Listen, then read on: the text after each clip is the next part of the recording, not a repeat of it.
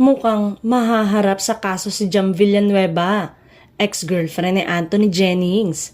Naglabas kasi ng series of conversation ni Maris at Anthony si Jam nitong December 3 ng gabi sa pamamagitan ng screenshot sa cellphone ng aktor na kaagad namang naging viral hanggang ngayong Huwebes, December 5. Inabutan si Jam ng desisyon ng Korteng Suprema nitong December 3 na pwede nang maggamit sa korte bilang ebidensya ang chat logs at video.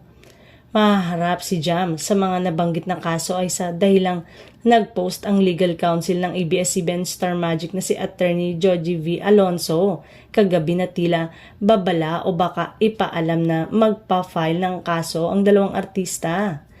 Hindi naman binaliwala ng legal counsel ng Star Magic ang sakit na naramdaman ni Jam dahil sa di umano'y panloloko sa kanya ni Maris at Anthony ay wala pa rin siyang karapatang maglabas ng private conversation dahil ito ang labag sa batas. Sinilip ang Instagram account at story si Jamela kung nandun pa ang mga pinost niyang screenshots, convo ni Maris at Anthony at nawala na ang lahat. Marahil ay naimasmasan o bumaba na ang galit niya.